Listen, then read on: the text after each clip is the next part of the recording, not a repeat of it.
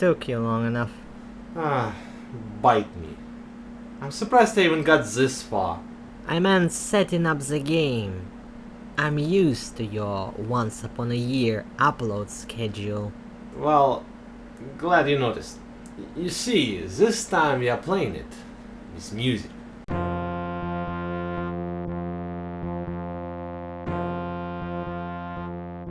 Not unlike the previous entry, this one starts off with a cutscene and a character creation quiz. And yeah, I could transfer my old save, but I don't want to mess around with the files any more than I already have. I'm lucky it works after all this patching and stuff to get the music going. And also, quite frankly, I ran out of patience about 10 minutes ago. Wait, for crying out loud, don't tell me that Shamino is about to die. You are surprisingly attached to a character who's been just a name up to this point. Well, it's more than you have, Seal. I wouldn't be that concerned if he was called a human. Are you trying to make fun of me? Or your own creativity, George? Let's just move on. Case in point. Thankfully, Shamina survives, and let's leave it at that. I'm kind of bummed out that our sprite doesn't have the cool red armor from the cover, but oh well. At least the game is more detailed overall. You can actually interact with your environment now, like searching bookshelves for items or reading a sign to get the directions to town. Oh, god damn it, wait a second. Hope you are having fun at least. Yeah.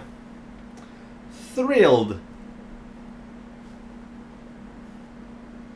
The funny thing, viewer, is that he said it without irony.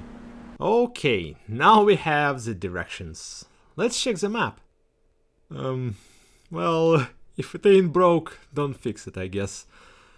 A bit weird though, isn't it? Imagine if Elder Scrolls 6 would have the exact same map as Oblivion or Skyrim, but just with a couple extra roads and towns. Anyway, here's you. An air of falsehood does surround thee. That's not ominous at all. Look, there's a notice board. Let's see. Thou shalt confess thy crimes and suffer just punishment, or thou shalt be put to death. That's one way to welcome someone, I guess. Excuse me, sir. Sir! Okay then. And what's over here? Oh, better be careful then. Oi. The guard demands tribute to Blackthorn. What the hell? That's like 20% of all I have. But what can you do, right? I guess we should start town solving already. Let's see. Job. Works at the forge. Tell me about it. Wait. Something was stolen? You bastard!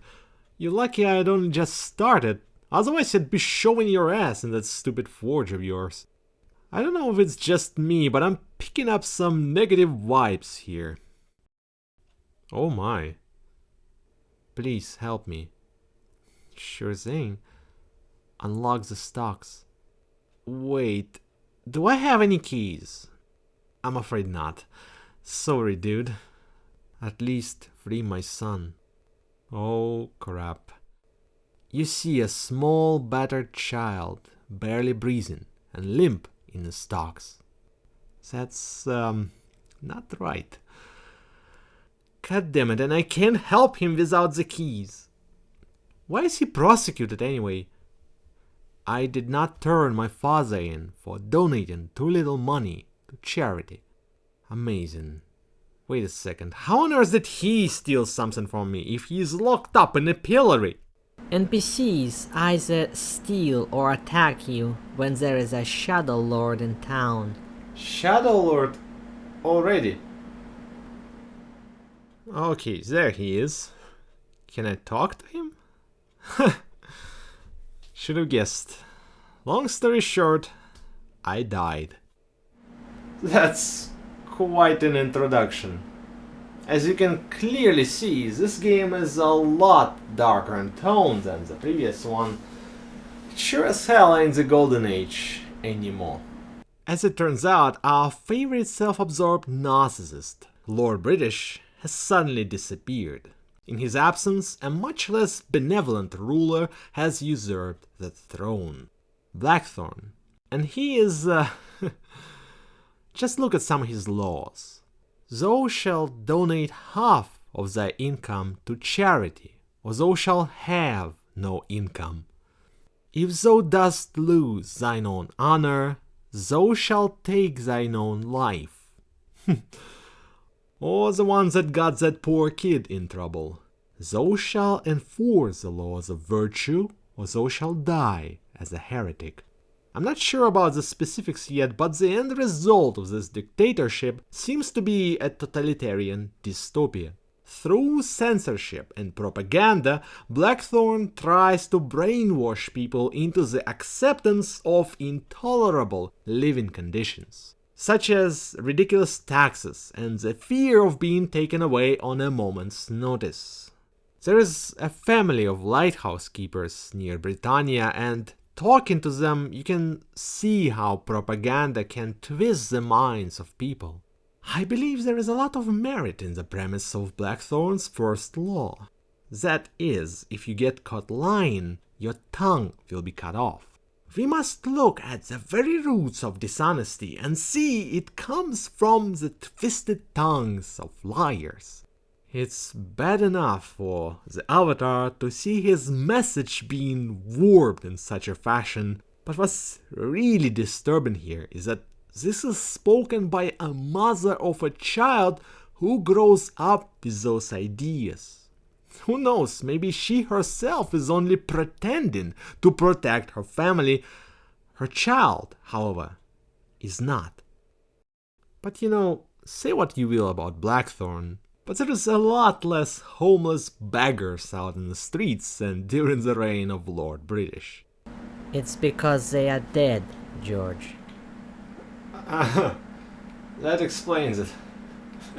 This is actually the single most significant improvement of Ultima V over the predecessor. And no, I'm not talking about the beggars, goddammit. You see, here, for the first time, an Ultima game has a genuine atmosphere. When you explore a town, you can feel the oppression that those poor people live under. And that feeling doesn't go away when you talk to them. Those people are afraid and tired, filled with resentment towards the regime. You can barely get them to open up. They are terrified of the possibilities that either someone will hear their rebellious speech or that you will betray their confidence.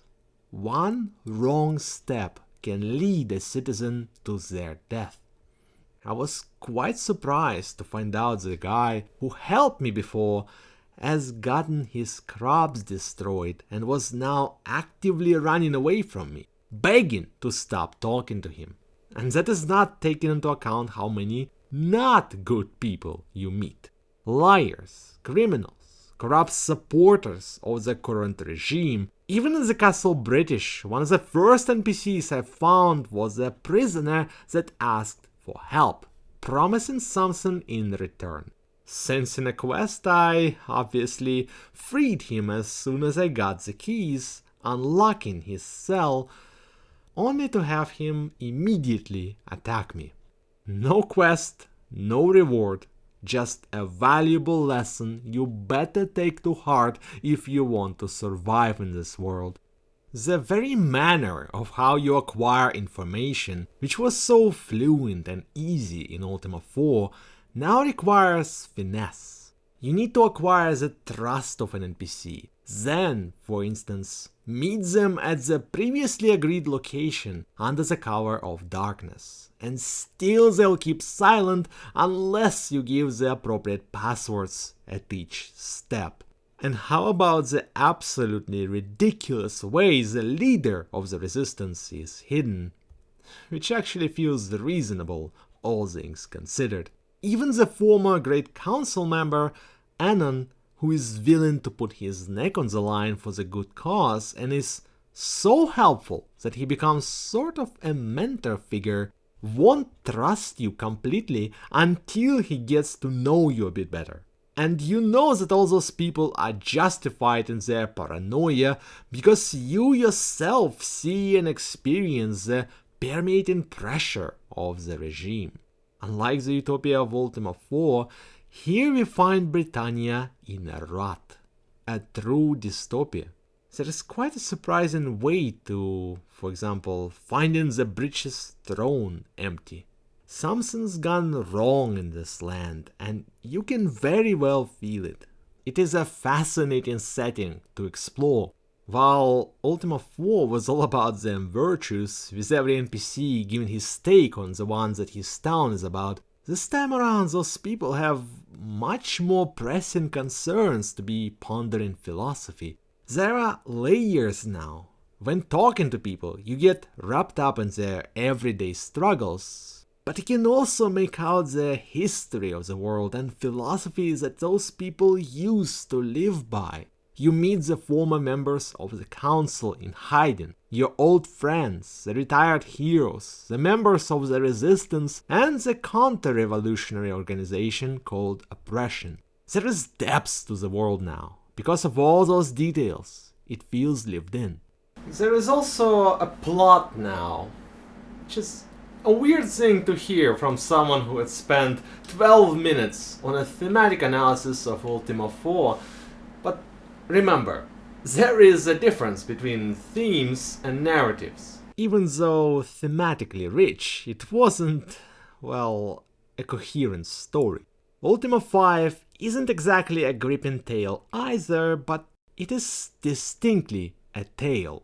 There are characters and stakes now, which, in addition to the improved atmospheric value, give a far greater context for what's going on than Ultima IV. The very idea of the eternally dark underworld, created out of pure sin, lying beyond the magically sealed caves of evil, adds so much to the experience, and when you get to it, well...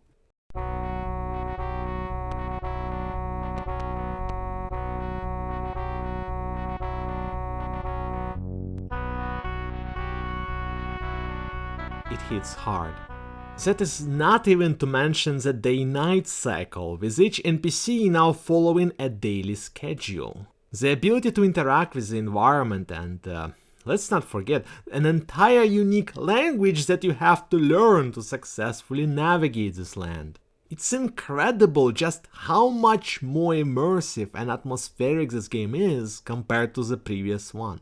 However, those same features that add so much to the atmosphere sadly detract from the overall gameplay.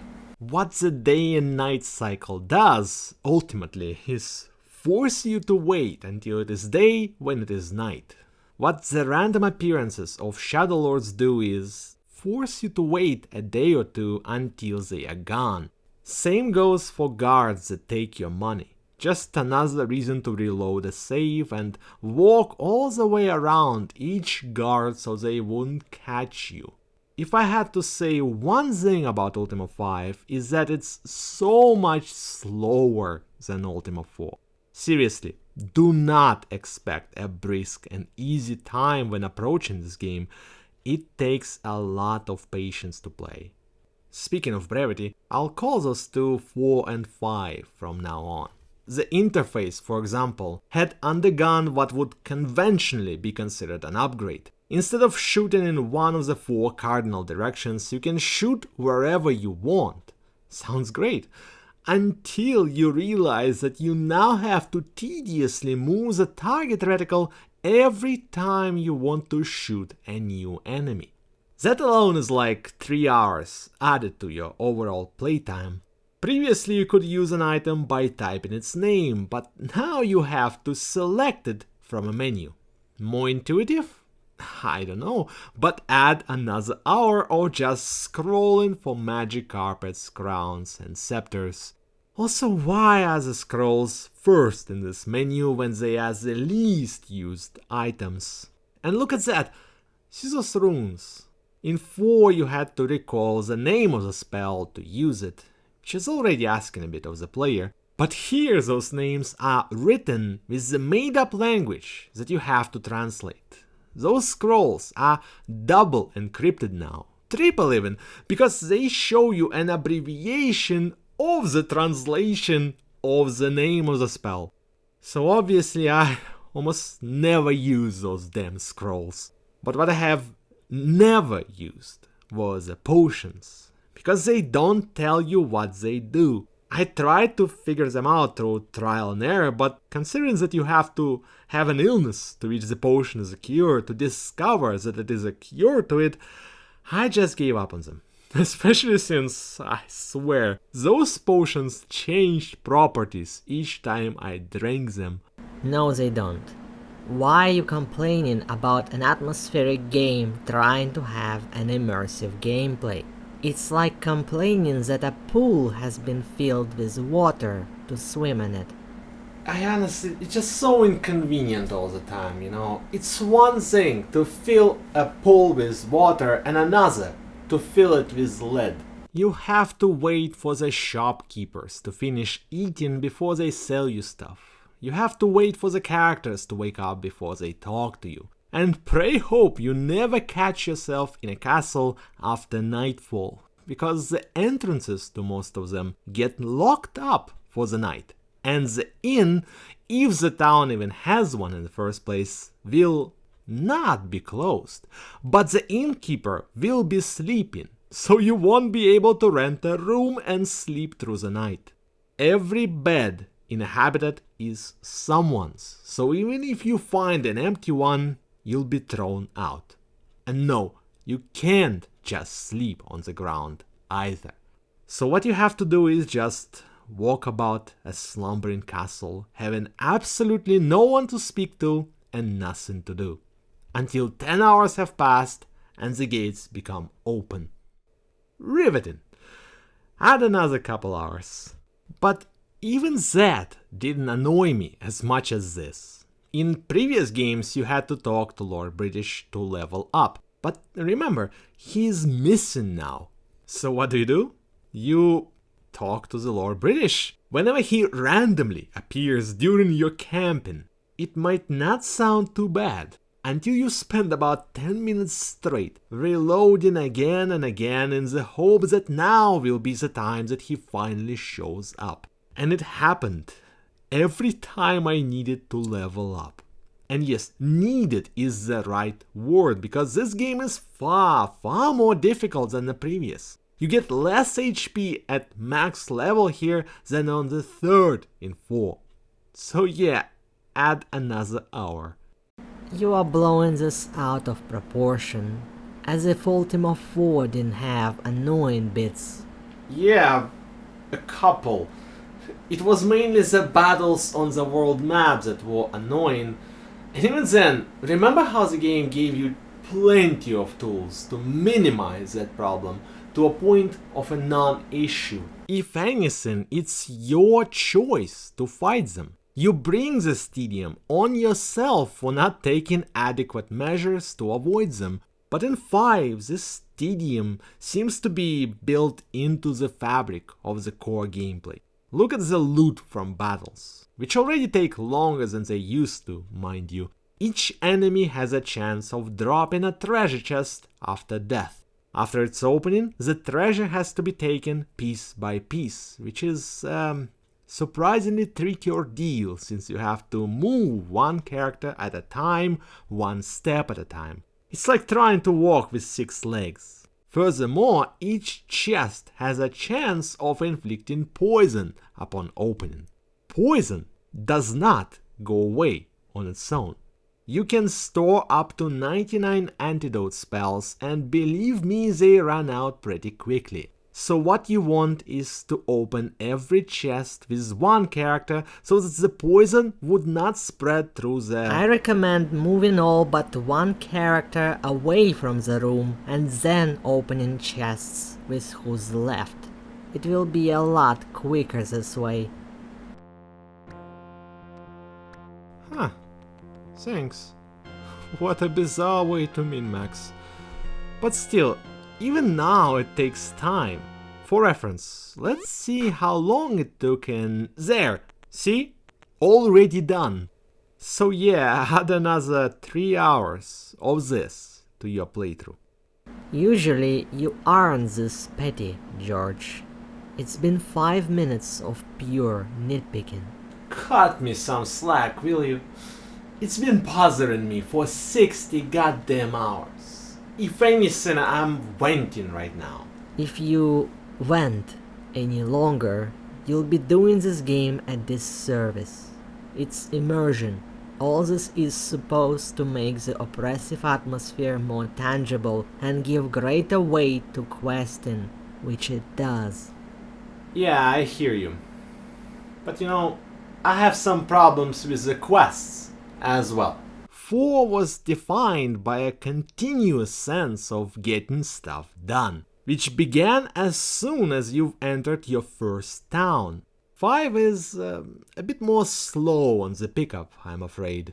It most assuredly got most of it right, with the clues from one town leading to another, but the first stage of this gameplay loop, the one I'd nicknamed Town Solving, is almost entirely absent. You had to get the rune, the mantra, the directions to the shrine, and a companion in each town upon entering it, which made you feel like you were achieving something off the bat. And there is no equivalent to that in 5. The words of power come closest, but they most often require a clue from a different town to be discovered. The companions are now spread around randomly all over the world. They are not key collectible anymore, but an optional asset. The shrines are already marked on the map. There's still a lot of stuff to discover. Spells, clues, hints, etc. Yes, but there was a sense of accomplishment to the early game of Ultima IV that is distinctly lacking here. The town exploration is now aimless and generic. I can't, for the life of me, call it town solving anymore. That town solving, as you call it, would compromise the tone that this setting tries to maintain. Okay, let's say it's all deliberate. But would you call it a fair exchange? You seem to be in Scarabria. Why don't you visit the tower in the middle and see for yourself?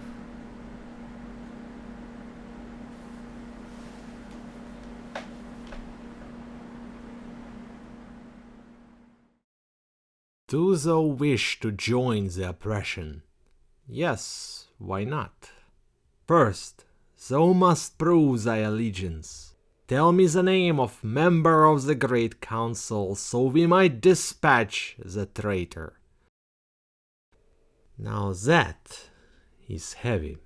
If you recall how dumbfounded the infamous ball situation has got me, imagine how shocking this was to me. You see, I need clues to beat the game. That is how you play these games. I simply cannot pick and choose what quests I'll pursue in a game this challenging. Even in 4, the only way to beat it was to rigorously act upon every hint and fragment of information you come across. I even know where the password this guy gives me will be useful. So, even though I can't be certain that this is needed for completion, I'll have to do it. After making that decision, I started weighing upon it. Who has less to lose? Fiona has an orphanage that would crumble without her. Malifera has a son. So, after thinking about it, I've decided that Anon, my mentor figure, would be the least painful loss to the world. I give his name, get the valuable information, and quietly walk away. When going to that balcony where my friend has told me of the rebellion and sent me on my journey, there is now only emptiness. You see, a couple months has passed since my completion of Ultima V. None of those nitpicks I've talked about come to mind when thinking back to this game. This does. None of those annoyances endure within the aftertaste made out of feelings and notions of a more subtle character. There is something about its atmosphere and world, about the way it all feels when you immerse yourself within it. That something is what lingers long after the game was completed. Something worth discovering by overcoming the barrier of a myriad of those little gameplay inconveniences, which, as Seal rightfully puts it, only serve to strengthen the game in the long run.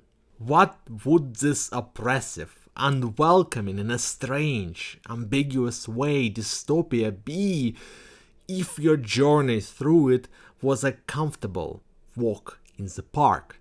What would the subtlety of its atmosphere, that is so difficult to pinpoint, be if every step of progress was easy to make?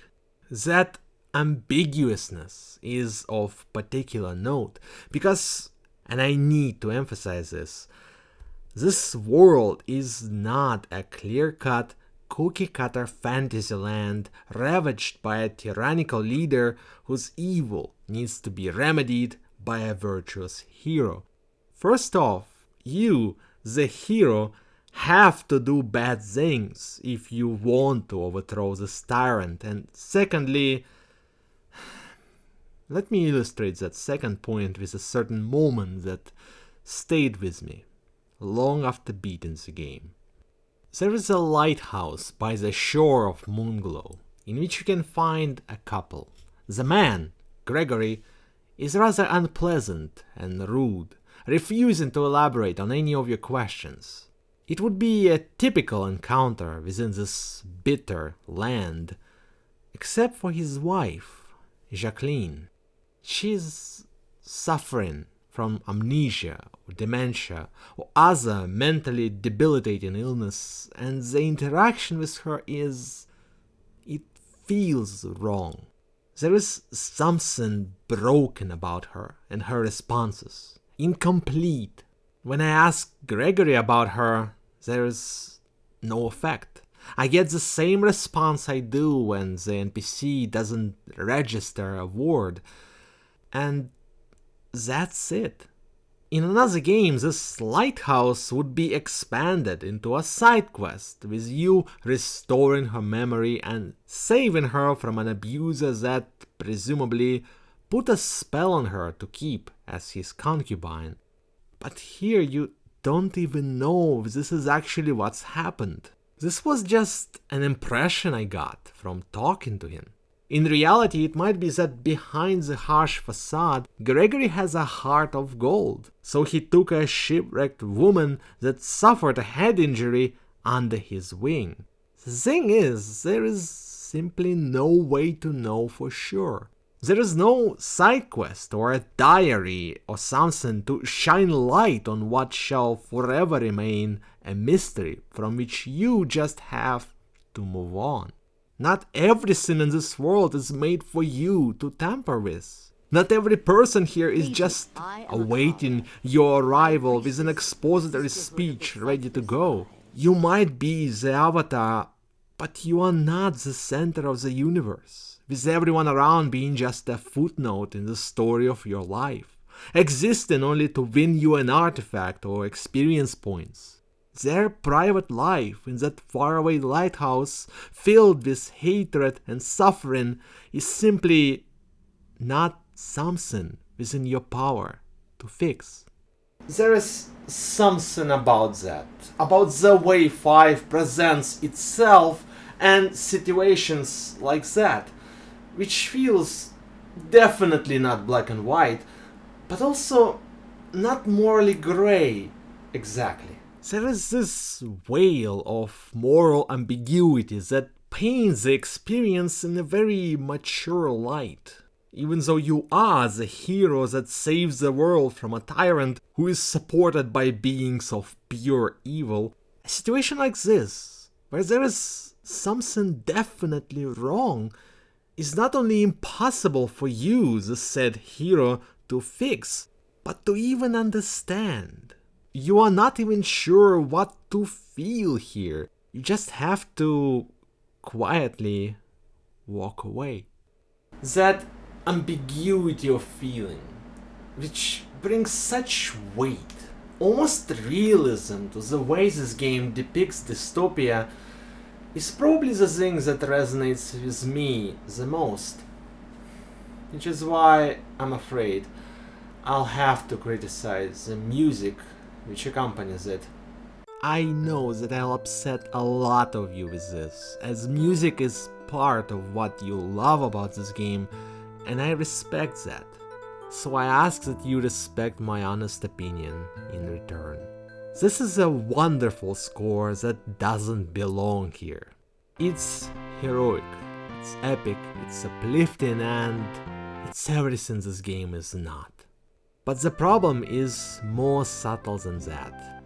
This music is something. It dictates a certain feeling. It fills with its dominating self the ambiguous void that the rest of the game so carefully crafts. A void that is supposed to be filled with fragments of your own personal emotional reactions and uncertain deliberations. Just how am I supposed to notice the subtlety of the lighthouse situation when this music is playing over it non-stop?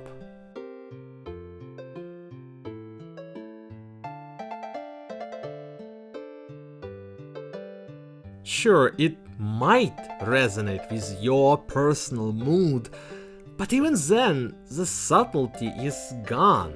You feel not just the mood, but the precise shade of feeling the music is telling you to feel, without any deviations. It damages the atmosphere that makes this game worthwhile.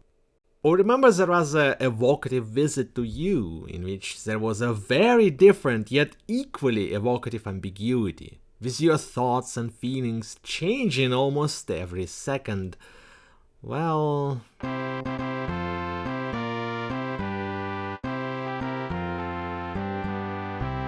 you see how it changes things. The way music overpowers the experience is indicative of another rather strong aspect of this game. The way it looks.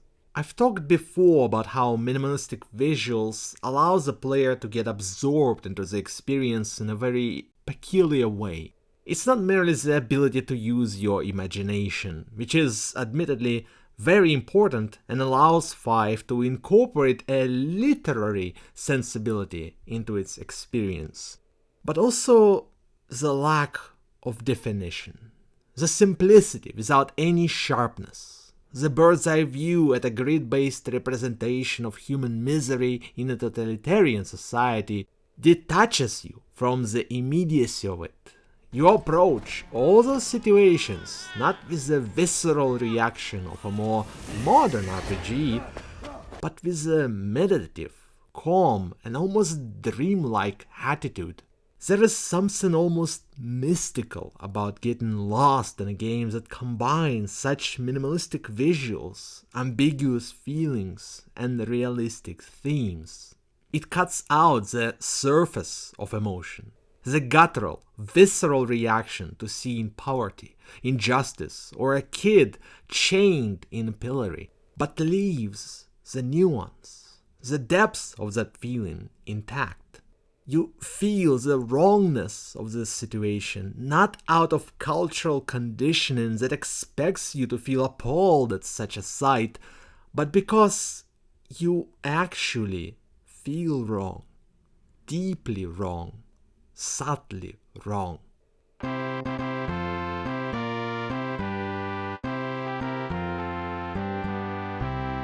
Now, do you see why I would have preferred to play this game without music? There is a moment when you go undercover, pretending to join the ranks of the counter-revolutionary supporters of Blackthorn.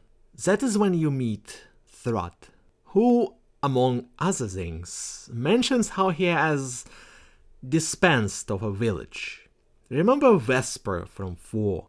Well, now it's not there anymore. It's gone because of him, and you can't do anything about it.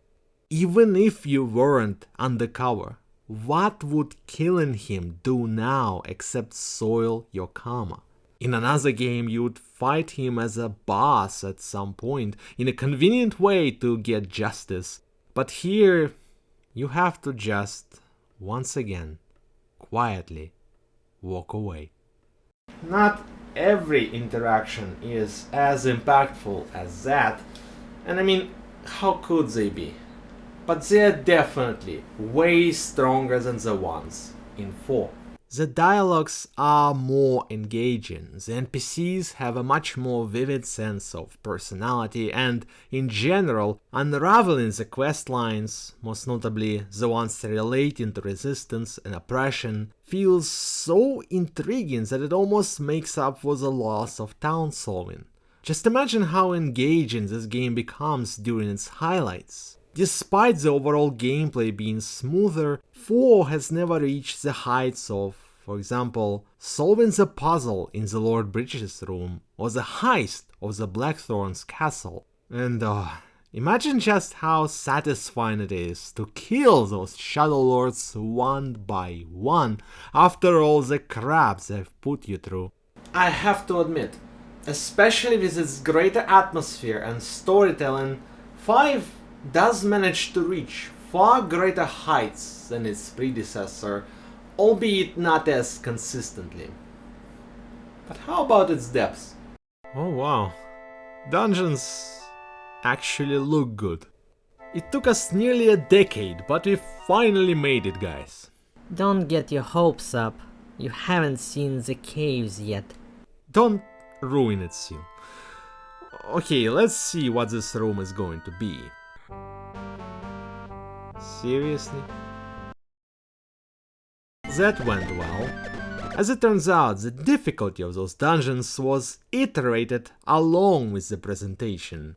Or rather, I should say, the difficulty of the game as a whole. Believe it or not, this is the first Ultima that actually has a balanced RPG progression, with a noticeable difference between weak and strong enemies. If you recall, in the older games you could literally punch dragons to death, or slaughter them en masse with nothing but slings and rocks. Here, you can't. In fact, dragons and demons remain a significant threat all the way up to the very end of the game. When you actually become strong enough to kill your first dragon, it feels like a genuine achievement.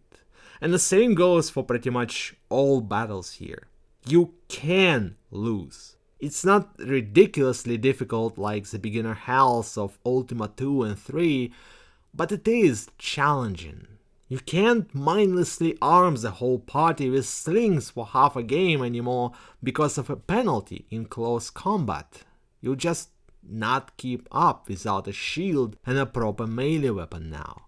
Keep in mind that although your HP is lowered in this game, the enemy damage is not. Along with the atmosphere, the combat of 5 is a clear step forward from before. It still doesn't reach the level of Wizardry 7, obviously, but the tweaked difficulty and balance do most assuredly make the combat far less boring. I also appreciate that now you can freely run away from battles without any repercussions, which is an understandable allowance for a game with unwinnable encounters, especially early on. You can't run away forever though, you still have to go through rooms to complete dungeons. But on the flip side, once a room is completed, it remains forever clear. It's probably unnecessary to comment that it is, indeed, very satisfying to see the coveted victory prompt appear with a triumphant music to accompany it and know that those monsters are gone. Room filled with demons blocking your way to the underworld? Now it's just an empty room. Orcs occupy the very entrance to a dungeon? Not for long. A crypt filled with skeletons? It's now filled with dust. Enslaved child workers in mines? Nothing a confuse and a tremor spell can solve. Battle won. Isn't it wonderful being a hero? But not everything is sunshine and rainbows here. Despite the clear improvements to the combat, the RPG system remains a mixed bag. First, the positives. There is now more incentive than ever to level up. Not just for those sparse HP boosts, but also for the ability to use a higher tier magic. You can't cast Tremors off the bat anymore, but only at level 6, for example.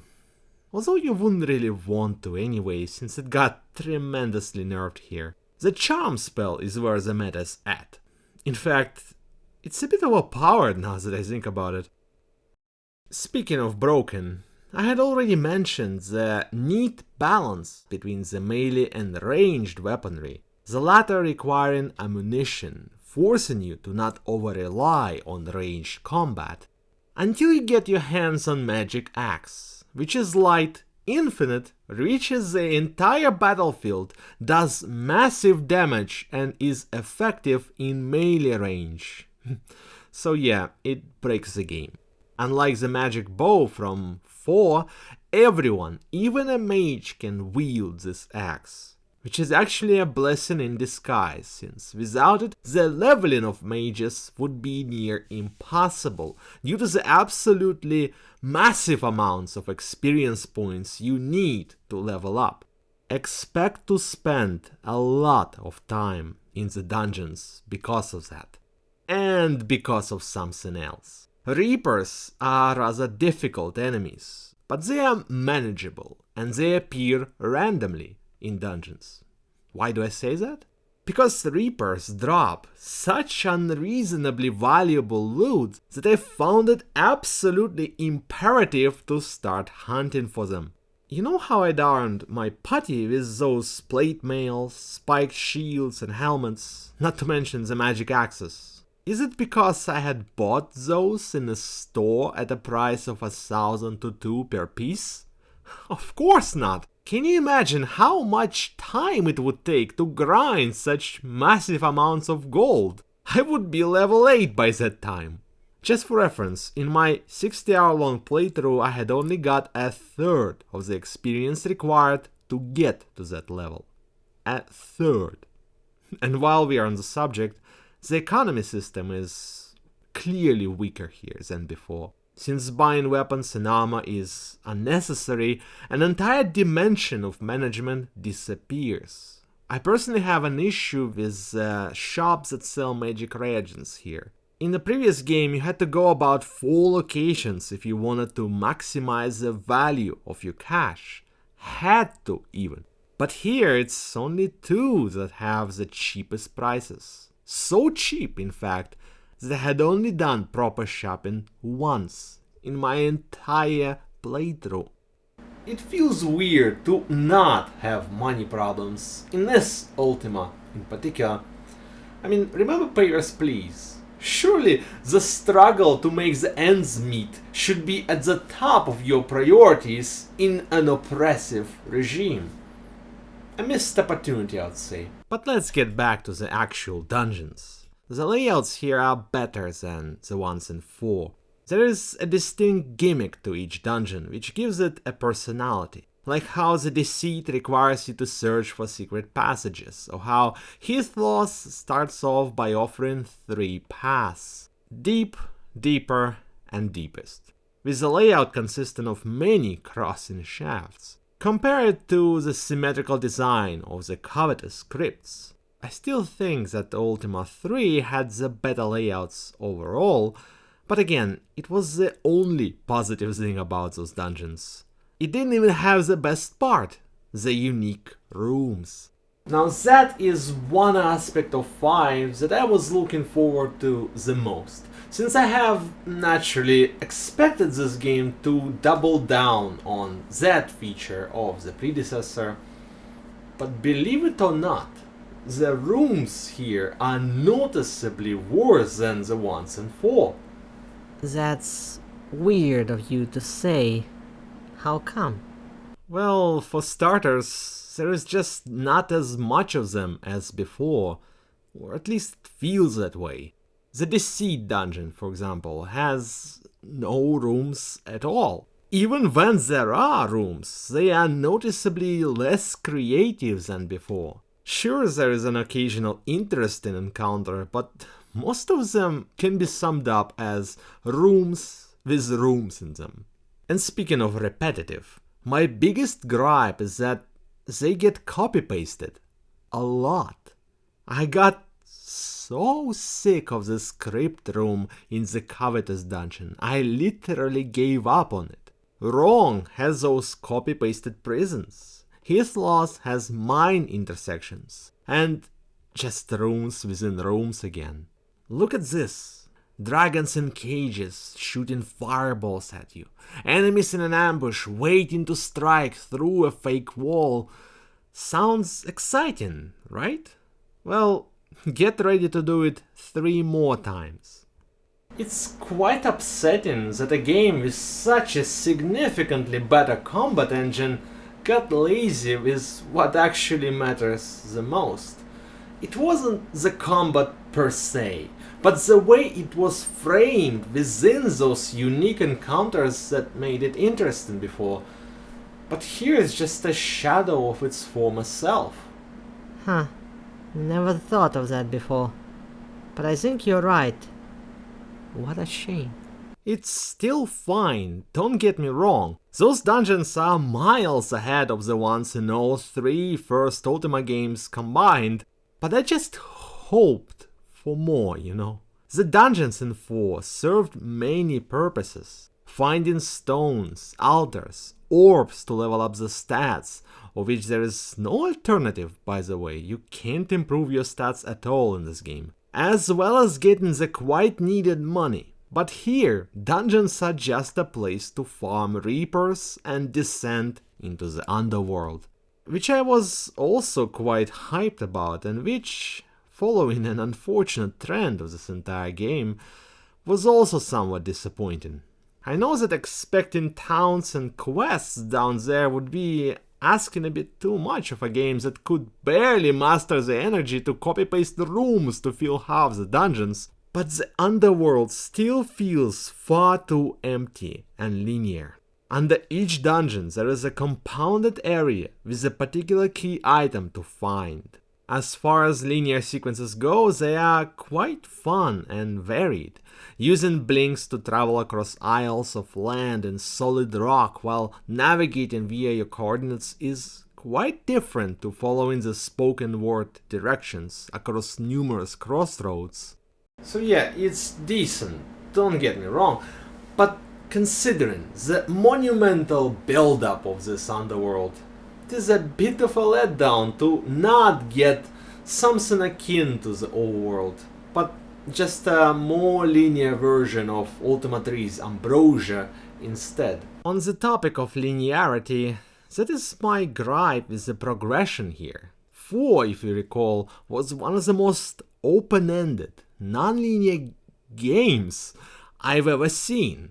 5 is still rather open-ended, but nowhere near on that level. There were 3 stages to the progression of 4, the transitions between which were barely noticeable. The game was designed so elegantly that no matter how you explored it, you would be experiencing a cohesive and evolving gameplay structure.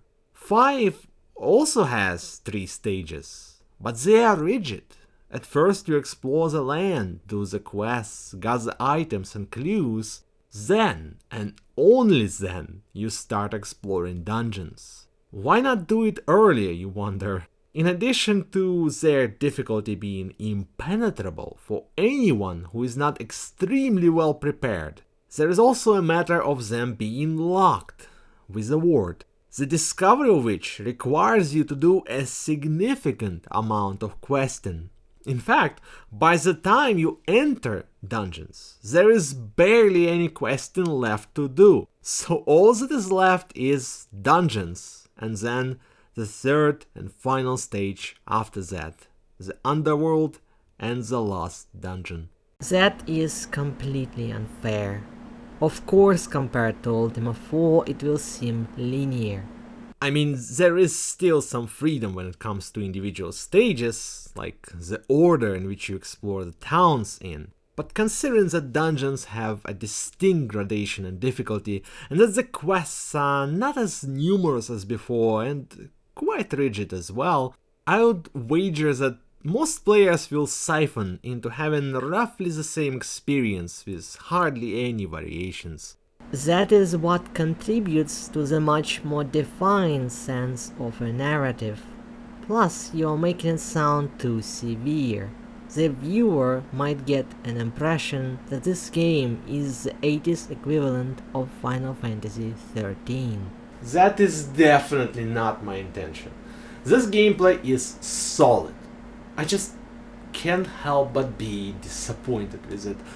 I expected this game to be Ultima IV, but bigger and better, and it's simply not. It's just a different experience with a very different focus. It wants to tell a meaningful story. Back in the day before the rule of Blackthorn, the Great Council deemed it necessary to seal the entrances to dungeons, which is a very symbolic act. Each dungeon represents a cardinal sin, standing in opposition to the corresponding virtue. The idea was to stop the outpouring of evil, to create a world with nothing but goodness, a true paradise on earth. The result, however, was the very opposite. You know how when a person tries to bottle up their emotions, like anger, sadness, or sense of injustice, those feelings sort of accumulate over time, eventually leading to a much more damaging explosion when the person finally snaps under their cumulative weight. That is why, metaphorically speaking, locking the dungeons away was a mistake. The evil of humanity was now building up without release, leading to such an explosion, the manifestation of an entire underworld. It is this very underworld that swallows the heart and soul of Britannia's virtue, Lord British. And it was the underworld that produced the Shadow Lords, the embodiments of pure evil, whose corrupting influence lies at the root of what eventually evolved into the Blackthorn's tyrannical oppression. The dictatorship itself is interesting, because instead of being the classic fantasy trope of evil lord being evil just for the sake of evil and not even hiding it, Ultima V shows a much more realistic depiction of a totalitarian society, as in it hides its rotten core under the veil of good intentions, which it brainwashes into people's minds through propaganda, censorship, and prosecution. You see, early Soviet Union, Nazi Germany, and current North Korea do not function entirely in spite of people's will. The essence of real-life dystopia is in convincing the populace that the regime is morally right. You simply prevent the spread of any contradictory to the governmentally approved idea with draconian means. The current generation will be too afraid to speak up, and the following will be brought up with the regime as the norm due to not knowing anything else. Blackthorn himself, and it's important, not merely uses the notion of virtues as a tool of propaganda, but actually believes that what he's doing is right. He merely takes the direction the council was going and goes one step further. Why stop at just locking away the dungeons/evil, which is a thematic equivalent of censorship, What if, instead of merely hoping that the people will act good when evil ideas are removed from their awareness, we would actually force them to be virtuous? Wouldn't it be the most assured way to create a paradise on Earth? The road to hell is paved with good intentions, and so Blackthorn didn't even notice that he was influenced by the spirits of hatred, cowardice, and falsehood. He was just a product of his environment, after all. That is why a humble sage disagrees when you say that it is right to hate Blackthorn, and that is why British spares his life at the very end. Blackthorn is no more responsible for his conduct than a cat is for killing a bird that it doesn't even eat. It's just the way he was wired. Now, the reason he is obviously wrong in his beliefs becomes apparent pretty much the moment you start the game. Why do you run away from a battle you can't possibly win? Isn't a tactical retreat just another word for cowardly running away? Why are you lying to an agent of Blackthorn about not knowing the name of a former council member? Isn't honesty a virtue? Why are you stealing food? Is hunger an excuse for conducting such a cardinal sin as theft? You see, despite its thematic strengths, Ultima IV considered evil and sin as essentially an unquestionably wrong thing. The question was which virtue is appropriate in the current situation, while the unvirtuous behavior was always the incorrect direction to take. It is always wrong to lie, always wrong to cheat, always wrong to show cowardice, which is a very unrealistic attitude to maintain. It reminds me of Chekhov's The Sixth Ward. In it, we follow a doctor that upholds stoicism as a personal philosophy.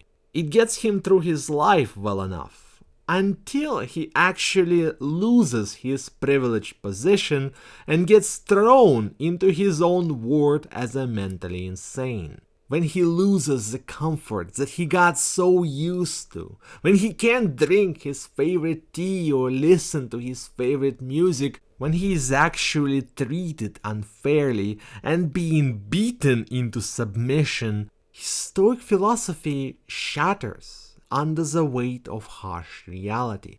People are not robots, Chekhov illustrates. You can't just switch your feelings off with a convincing argument.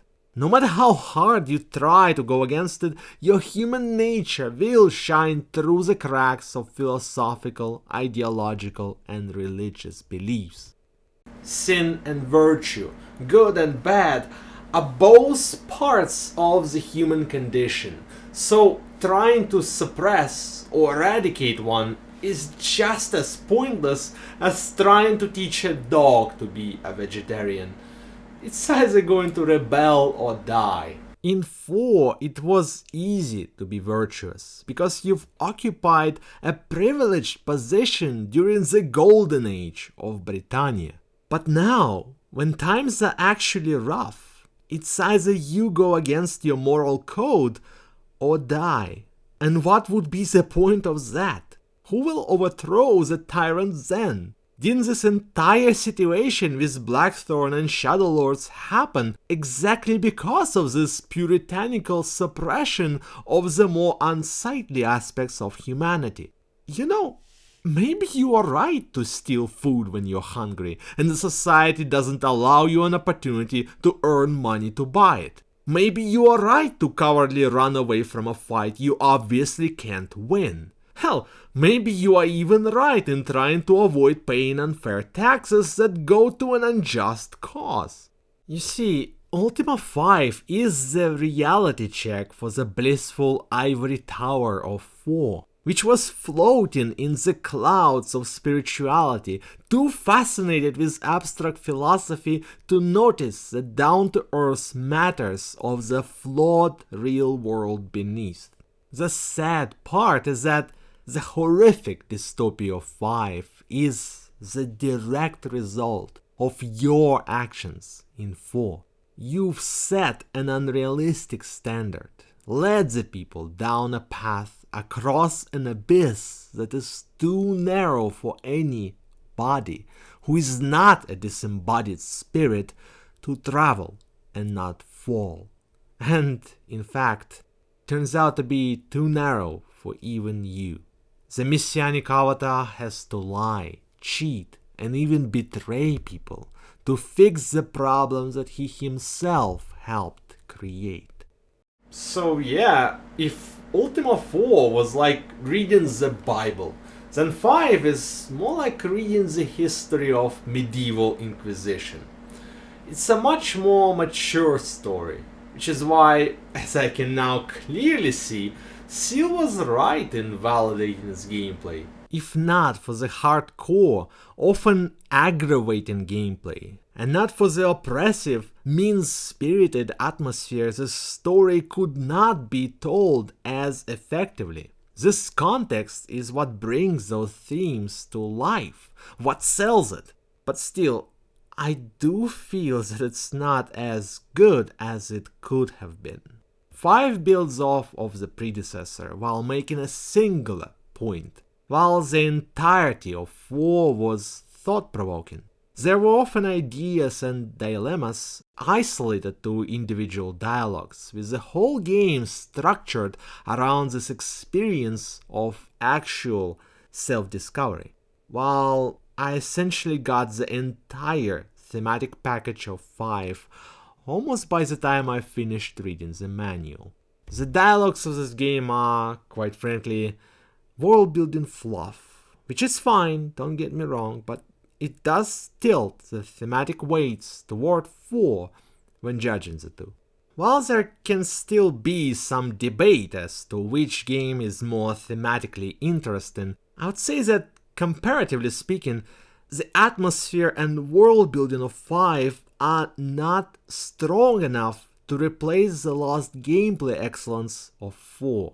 You see, its gameplay wasn't just good or even great, it was unbelievable.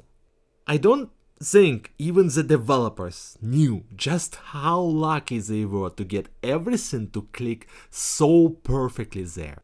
5's gameplay is believable. That is what I would have expected from a game like this. A deeply flawed system, which doesn't hold the candle up to modern titles. But despite its shortcomings, 5 remains an experience very much worth having. Its mature portrayal of dystopia, evocative storytelling, mesmerizing atmosphere, there's so much about this game that makes all the effort and patience completely worth it. Ultima V, Warriors of Destiny, is a good game. I still can't believe how right you were about those dungeons. Why did it never cross my mind before?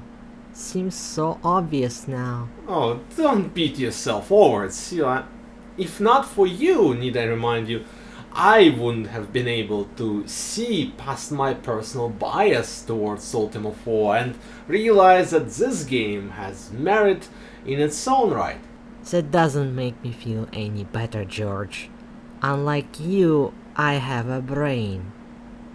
You know, one of these days, I'm gonna heed the message of Ultima V and open the cave, so to speak.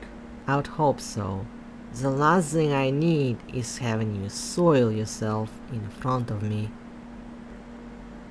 God damn it, Seal.